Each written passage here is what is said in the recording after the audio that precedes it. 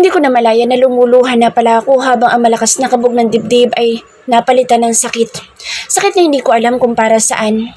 Sakit sa puso na napaka-familiar sa akin pero hindi ko alam kung bakit ko nararamdaman ang bagay na ito. Ang sakit. Nausal ko. Mas lalong lumakas ang kaninang pagluha ko. Naging iyak hanggang sa magtaas baba ang mga balikat ko tumahagulhol. I'm sorry. Sagot niya. Umiling ako sabay hawak sa dibdib ko para pakalmahin. Hindi ako pwedeng umiyak dahil makakasama sa puso ko pero hindi ko mapigilan. Pinunasan niya ang mga luha ko habang nakatitig pa rin kami sa isa't isa. Bakit ganito palagi nararamdaman ko kapag malapit ka sa akin? Kilala ka ba nito? Tanong ko sa kabila ng pag-iyak sabay turo sa kaliwang dibdib ko. Ngumiti siya pero hindi na yun tulad ng kanina na masaya dahil puro lungkot at sakit iyon. Tulad rin ang nababasa ko sa mga mata niya. Tapos sandali ko pambasahin ang emosyon mo. Bakit alam ko ang pinagkaiba ng masaya mong ngiti sa malungkot na ngiti mo? Nakatitig lang siya sa akin. Bakit bawat anggulo ng mukha mo, memoryado ko? Bakit nalulungkot ako kapag nakikita ka? Bakit ang saya-saya ko kapag nandyan ka? Bakit kinikilig ako kapag tumitingin ka sa akin? Bakit natatakot ako sa nararamdaman ko ngayon? Bakit nagkakaganito ako dahil sa'yo? At bakit nagagawa mong guluhin ang sistema ko sa presensya mo? Bakit? Hindi ko napigilan ang emosyon ko kaya't naitanong ko lang ang mga bagay na nararamdaman ko at nagpapagulo sa akin simula nang makita ko ang mukha niya sa bookstore hanggang sa birthday celebration ni Kuya Second. Sino ka ba sa buhay ko? Hindi siya sumagot dahil nakatitig pa rin siya sa luhaan kong mukha. Oo, nasasaktan ako ngayon at antang-atang ako dahil hindi ko alam kahit sarili ko itong nararamdaman. Napakaraming tanong ang meron ako ngayon, naramdam kong siya lang ang makakatanong pero bakit ayaw niyang magsalita? Hindi ako parte ng buhay mo. Sagot niya. Kahit gustong-gusto ko ako magiging buhay mo dahil ikaw ang buhay ko, hindi pwede. Hinawakan niya ang magkabila kong pisngi habang patuloy sa pagpupunas ng mga luha ko. Wala akong masabi dahil may parte sa pagkatao ko na ayokong tanggapin ang mga sinabi niya. Ayoko nakikita kang umiiyak pero kahit anong gawin ko, sa huli lumuluha ka pa rin dahil sa akin. Nasasaktan ka pa rin kahit yun ang bagay na ayokong iparamdam sa'yo. Kung pwede lang, ay akuin ko lahat ng sakit na nararamdaman mo gagawin ko. Huwag ka lang umiyak. Pero wala akong magawa para maging masaya ka. Yung mga bakit mo, alam ko ang sagot sa lahat ng mga yun pero hindi ko sasagutin dahil masasaktan ka na naman ng dahil sa akin ulit. Masisira na naman ang mundo mo na pilit mong binuo na wala ako sa piling mo. Dinikit niya ang kanyang noo sa noo ko at maring ipinikit ang mga mata. Dalat na dalat ako kaya kitang-kita ko ang masaganang pagdaloy ng kanyang mga luha nang tuluyan niyang naisarado ang kanyang mga mata. Mas lalo ako napaiyak na makita ko ang mga iyon. Hindi ko alam ang gagawin ko sa mga oras na ito. Isang bagay lang ang sigurado ako. Ang kagustuhan punasan ng mga luha niya at ibalik ang kaninang masaya niyang ngiti. Itinaas ko ang mga palad ko at masuyong pinunasan ng mga luha niya habang siya'y tahimik na umiiyak. Hindi ko akalain na mas masakit makitang tahimik na umiiyak ang isang tao kaysa sa mga humahagulhol. Dahil ang hagulhol, simbolo ng paglabas ng lahat ng sakit sa kalooban samantalang ang tahimik na pag-iyak ay nangangahulugang nagpapakatatag kahit ang sakit-sakit na. Pilit na inaako ang lahat ng hapdi at karot at nagpapanggap na ayos lang kahit ang totoo'y wasak na. I don't love you. At yung halik, huwag mo nalang pansinin. Sabi niya habang pareho kaming umiiyak. Napangiti ako sa kabila ng lungkot. Hindi ako nakaramdam ng sakit sa sinabi niya. Bahagi akong tumango dahil ng pagdilat niya. Hindi ko inalis ang ngiti sa mga labi ko. Kahit ipagpalagay nating mahal mo ako, you can't love me dahil wala akong may babalik na pagmamahal at yung halik. Pinagsisisihan ko yun. Ngayon pa lang. Tugon ko bago mabilis na tumalikod sa kanya. Ayoko makita ang reaksyon ng mukha niya dahil baka mabawi ko lahat ng nasabi ko na. Mali ito kaya hindi dapat. Masaya ako. Dahil sa pagkakataong ito, ikaw ang unang tatalikod at maglalakad palayo. Dinig ko pang sabi niya pero hindi ko na ninais na sagutin. Naglakad ako patungo sa hagdan para bumalik sa kwarto ko. Ang kaninang uhaw na nararamdaman ko ay nawala na sa isip ko. Ilang ulit akong umiling at bumuntong hininga para pakalmahin ang puso ko. Sa kabila ng lahat, inaalala ko si Seven at ang mararamdaman niya kapag nalaman na lahat ng ito. He's my fiancé at nagawa ko makipaghalikan sa kuya niya. Nagising ako dahil sa katok sa pinto ng kwarto ko. Nayayamot akong bumangon para pagbuksan kung sino man Poncio Pilato ang bubulabog sa akin ng ganito kaaga. Hindi ako halos nakatulog kakaisip sa nararamdaman ko at sa mga pinag-usapan namin ni Kuya First kagabi. Nailang man akong tawagin siya sa ganoong pangalan ay alam kong yun ang tama. Natigilan ako nang mapagbuksan ang taong laman ng isip ko ngayon lang. Si Kuya First. Bakit? Palihim pa akong napapikit dahil sa pagkautal ko. Ramdam ko sinipat niya ang buong katawan ko bago bumaling sa mukha ko na hindi pa nga nakakapaghilamos. Ay, nakakahiya. Gusto kong tumakbo sa CR para makapag-ayos muna bago man lang humarap sa kanya pero natigilan rin ako nang may maalala. Bakit naman ako mahihiya? Kay Seven nga na fiancé ko, hindi ako naiilang na ipakitang ganito ako. Sa kanya pa kaya na wala lang naman siya. Sana nga wala lang siya. Tutol na isang parte ng isipan ko. Bumaba ka na raw dahil ready ng breakfast. Sabi niya gamit ang baritonong boses. Tanging boxer shorts at sando lang ang suot niya pero fresh na fresh ang dating dahil sa medyo basa niyang buhok bagong ligo. Bakit ikaw ang tumawag sa akin?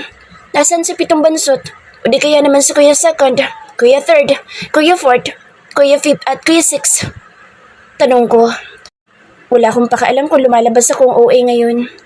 Sa gusto ko talaga siyang iwasan Pagkatapos namin makapag-usap kagabi, pinangako ko sa sarili ko na iwasan ko siya at hindi na makikipag-usap sa kanya pero eto ngayon, nasa harapan ko siya at talagang mapaglaro ang tadhana dahil siya ang taong unang nakita ko pagkagising ko. Galing. Tumas ang kilay niya na parang inaarok ang laman ng isip ko. Hindi ako umiwas ng tingin at nilabanan ng pakikipagtitigan niya. Si Second, nasa condo niya. Si Third, nasa radio station.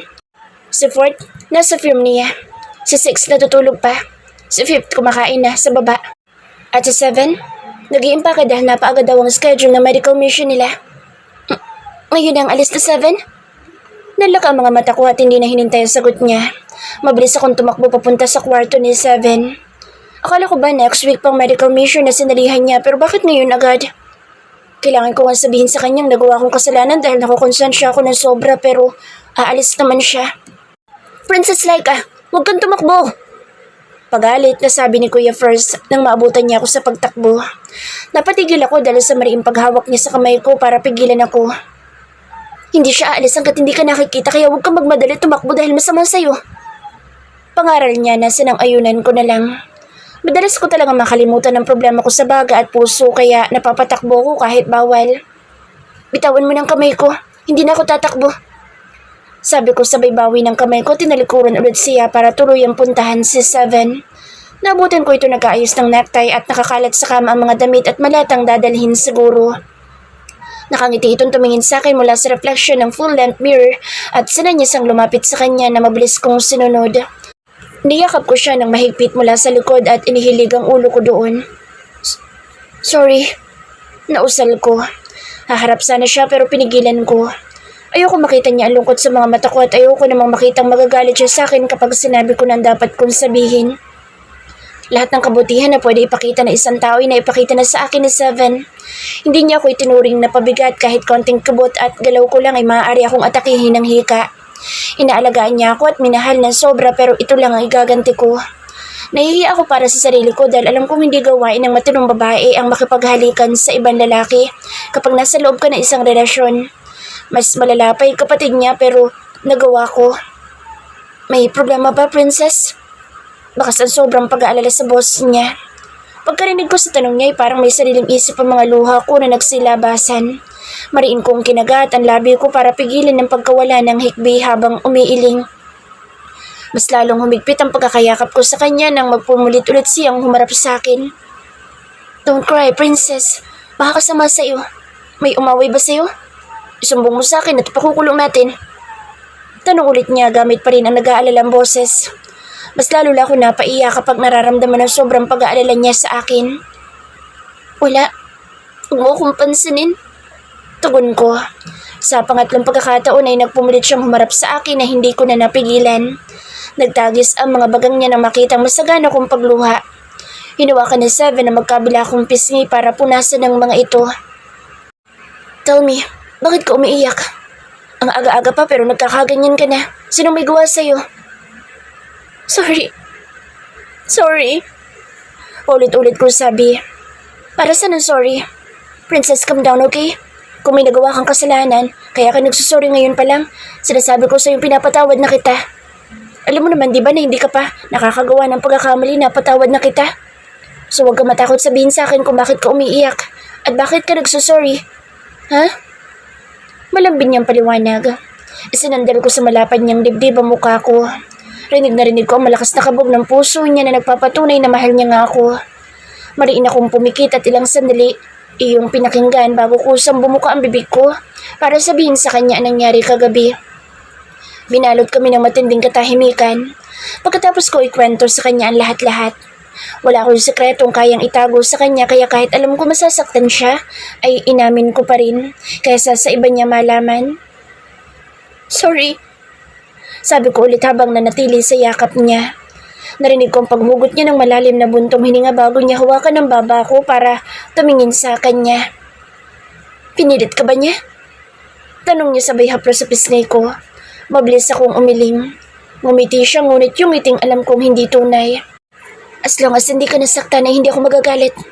Pinapatawad kita sa kahit anong pagkakasala mo. Ganoon kita kamahal, prinsesa ko, kaya huwag ka nang umiyak, okay? Sorry pa rin. Alam kong umaabuso na ako pero promise hindi na mauulit. Tumango siya bago ako halikan sa noo.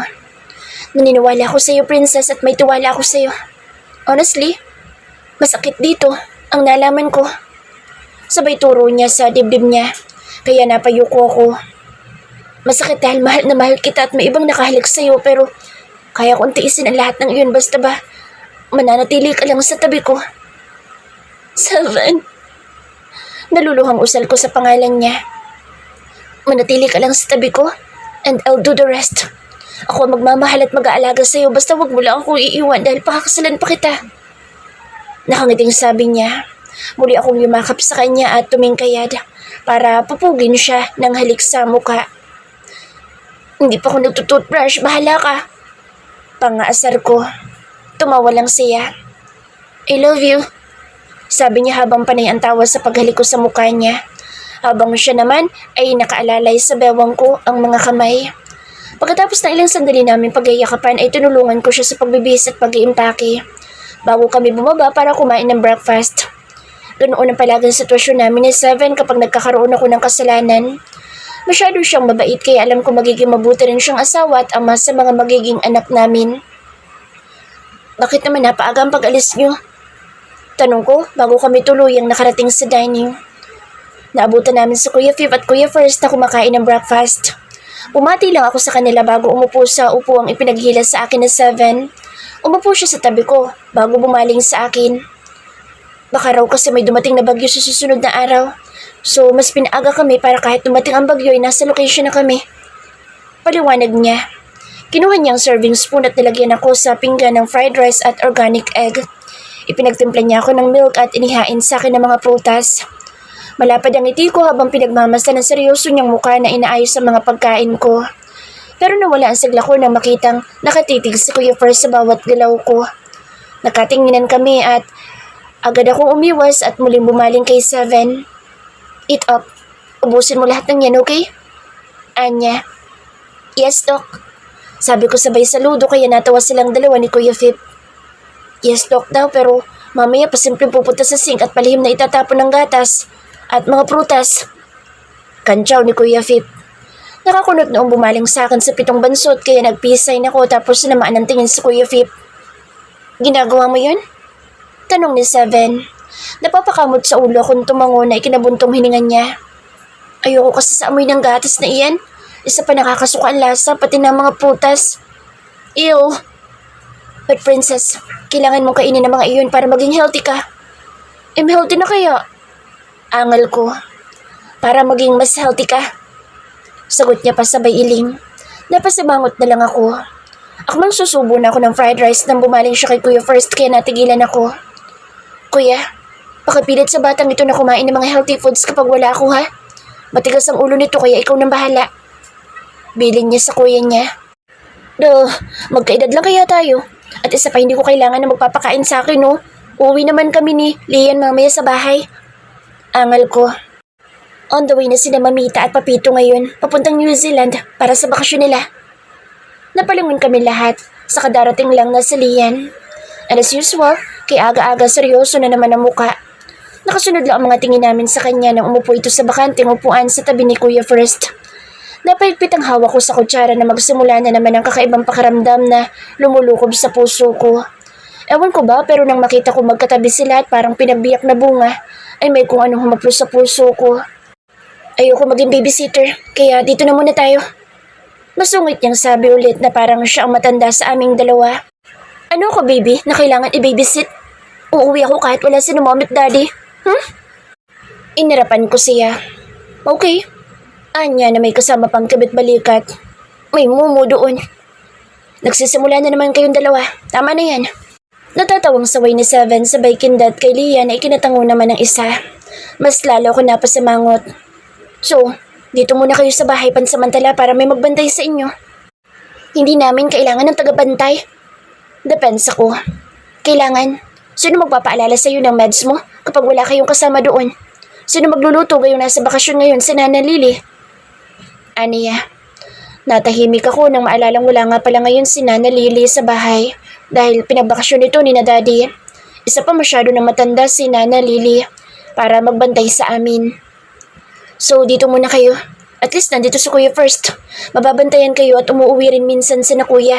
Kaya panatag ako na hindi kayo mapapahamak habang nasa medical mission ako. Paliwanag na Seven habang ako hindi na nagsalita pa. Para saan pang pag-angal ko kung final na pala ang desisyon niya? Isa pa, hindi tatalabang katigasan ng ulo mo sa kasungitan ni Kuya. Singit na naman ni Kuya Fifth na tuwang-tuwang nakatingin sa mukha kong hindi na maipinta. Okay lang naman sa akin, total wala naman akong trabaho pa dito. Sagot naman ni Kuya First. Umismid ako na ikinatawa lang nila. Magtatagal ka ba sa medical mission mo? Baling ko kay Seven. Inayos niya sandali ang buho ko bago sumagot. Mga 1 week lang at pagkatapos nun, maglilib muna ako dahil maghahanda na tayo para sa kasal. Tumango ako at bumalik na sa pagkain. Yun ang plano namin ni Seven na ngayong taon kami magpapakasal. Sapat na naman ang ilang taong relasyon namin para lumagay kami sa tahimik. Sigurado kang pakakasalan mo yan? Pwede ka pang umatras. Sabat ni Lian at seryoso talaga siya habang sinasabi iyon. Mapipikon ka talaga sa tabas ng dila ng batang ito eh. Lalo at hindi mo masabi kung kailan siya seryoso at kailan nagbibiro. Huwag kang sumabat sa usapan ng matatanda. Asik ko. Isip matanda ako, hindi tulad mo, isip bata. Sagot naman niya. That's enough. Princess Laika, mag-ayos ka na at may pasok pa ikaw. Ikaw din, Lian. Nalalaka matang napatingin ako kay Kuya First. Seryoso ang mukha niya habang nag-uutos na mag-ready na kami. Tumingin ako kay Seven at Kuya Fifth at nagkabit-balikat lang ang dalawa na parang sinasabing tama ito. Kaya sumunod na lang kami. Padabog akong tumayo. Wala akong uniform. Nilaban na kagabi at kung ayaw mo nang ulitin ang pagsuot doon, ay suotin nyo ang bagong binili ni Seven kanina. Wow ha, parang tatay lang. Hindi na lang nagsalita si Lian hanggang sa matapos mag-almusal at umakyat ulit sa taas para maghanda na sa pagpasok. Tumayo na rin si Seven at tinalikan ako bago magpaalam na aalis na. Inirapan ko lang si Kuya Fifth na nakangisi bago nagmarcha paakyat at sundin ang sinabi ng hari. Pangit niya. Bakit kasi nakipag-away ka? Inis na tanong ni Lian pagkatapos namin makalabas sa principal's office. Inirapan ko lang siya at mabilis na naglakad papunta sa parking lot. Halos sumaba na ang uso ko sa sobrang pagkasimangot dahil malapit ng dumilim. Wala pa rin ang sundo namin. Mas lalo ko nakaramdam ng pagkairita dahil sa pagtabi sa akin ni Lian. Nakangisi siya na parang nangaasar.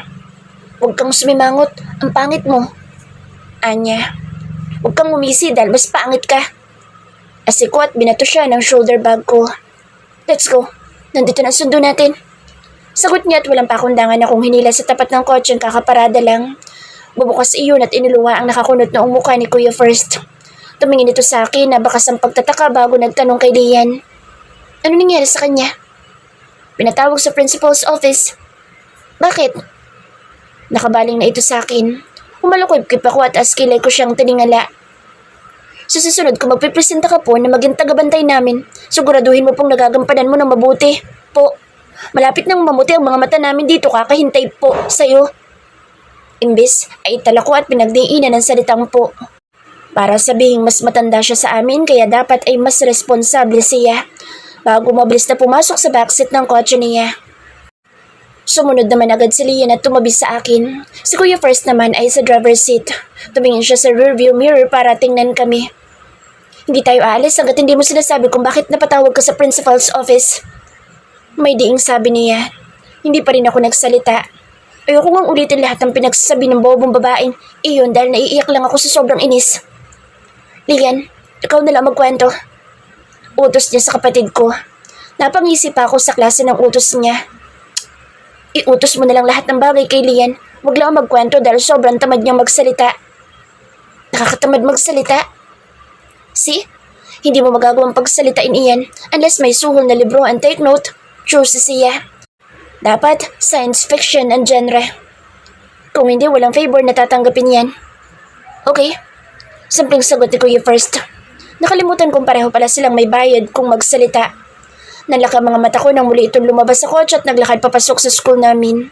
Agad din akong bumaba para habulin siya. Anong gagawin mo?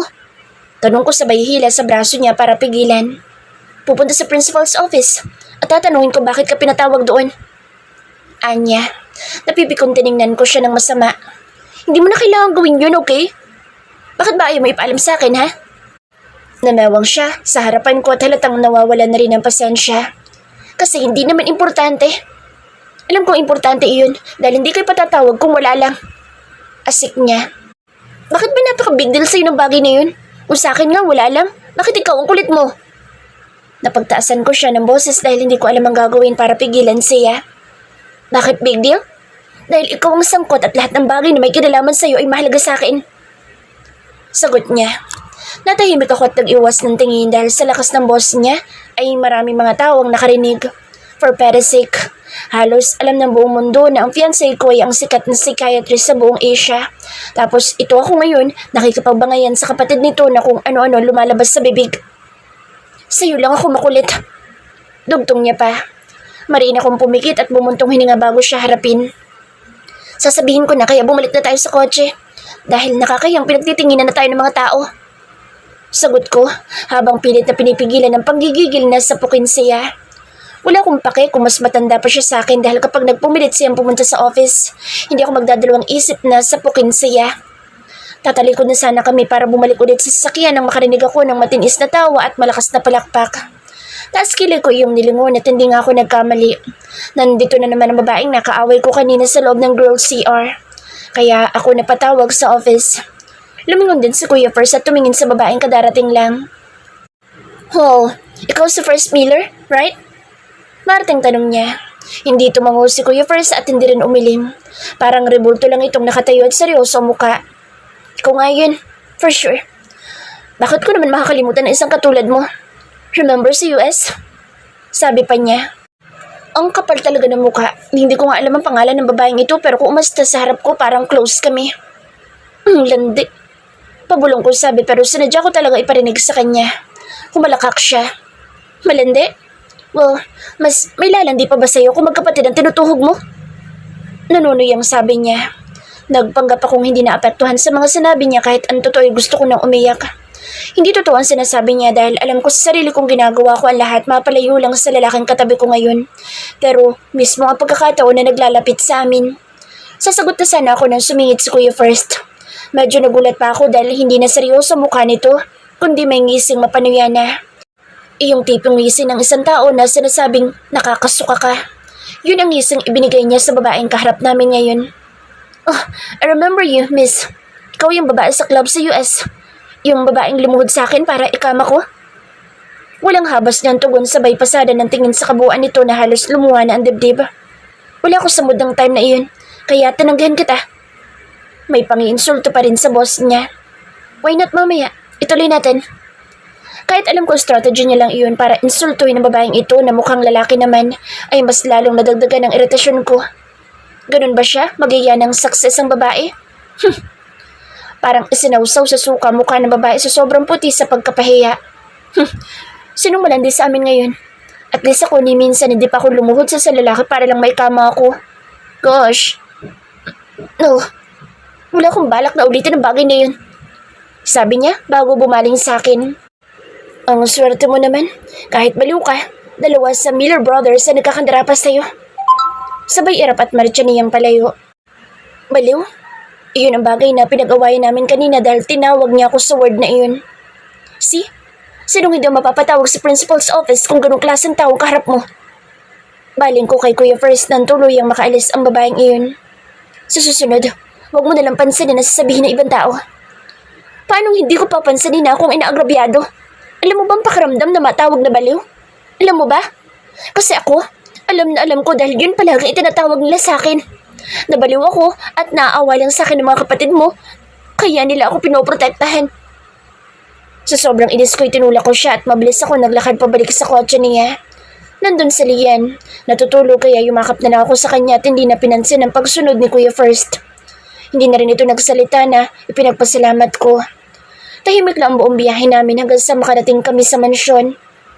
Ginising ko sa liyan at sabay kaming pumasok sa malaking bahay. Lahat ng mga kasambahay at mga guard ay napapatingin sa amin na ipinagtataka ko.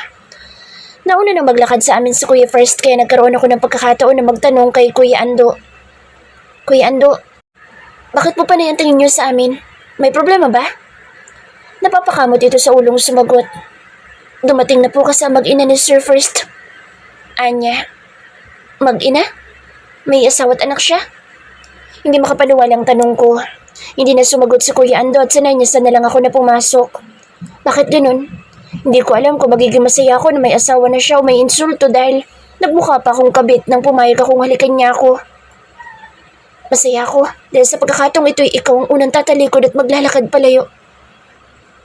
Kahit gustong gusto kong ako maging buhay mo, dahil ikaw ang buhay ko, ay hindi pwede. Bakit big deal? Dahil ikaw ang sangkot at lahat ng bagay na may kinalaman sa'yo ay mahalaga sa akin. Nang maalala ko ang lahat ng mga salitang sinabi niya sa akin ay napaismid na lang ako. Sinungaling.